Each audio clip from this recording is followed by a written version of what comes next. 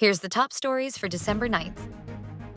Arrest of Sarah Discaya may happen this week. President Marcos says. Marcos wants passage of Anti-dynasty bill, Party List System Reform Act, and others as soon as possible. ICC Prosecutor and Victims' Counsel seek dismissal of Duterte's jurisdiction appeal. Low-pressure area west of Palawan, shear line and amihan to bring rains over Northern and Central Luzon, PAGASA says. Magnitude 7.5 quake in northern Japan injures 23 people and triggers a 2-foot tsunami. President Marcos said an arrest warrant for Sarah Discaya over a ghost flood control project is expected this week, adding that she may be arrested soon. The president also announced that 8 employees of the Department of Public Works and Highways in Davao Occidental have expressed intent to surrender. According to Marcos, bank accounts, properties, and aircrafts connected to anomalous flood control projects have been frozen. He said the freeze order issued by the Court of Appeals covers the accounts and properties of Silver Wolves Construction Corp. and Skyyard Aviation Corporation. President Marcos has ordered senators and congressmen to prioritize the passage of 4 proposed legislative measures, including the Anti-dynasty bill and Party List System Reform Act.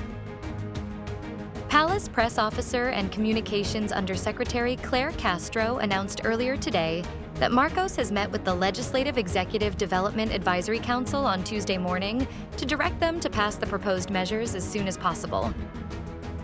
The Anti-dynasty bill bans political dynasties. The IPC Act forms a commission to probe infrastructure anomalies.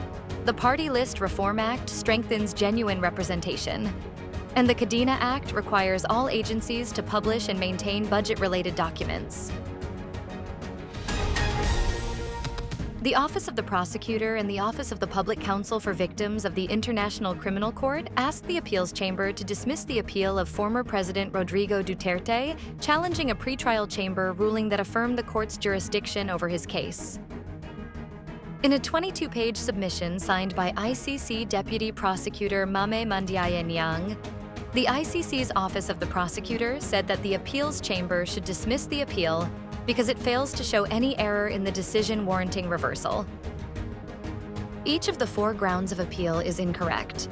Consequently, the jurisdiction of the court in this situation should be upheld, and proceedings in this case should continue, it said, adding that the decision was in accordance with the principles of the Vienna Convention on the Law of Treaties. A low-pressure area has entered the Philippine area of responsibility, according to the latest forecast from the PAGASA earlier today. At 8 a.m., the State Weather Bureau said the system has a medium chance of developing into a tropical depression within the next 24 hours. In its weather forecast, PAGASA said the LPA was estimated to be 390 kilometers west of Puerto Princesa City, Palawan. Meanwhile, a shear line is currently affecting the eastern sections of Northern and Central Luzon, while the northeast monsoon is bringing cooler winds across the rest of these areas. A powerful 7.5 magnitude earthquake struck off northern Japan late Monday, injuring 23 people and triggering a tsunami in Pacific Coast communities, officials said. Authorities warned of possible aftershocks and an increased risk of a megaquake.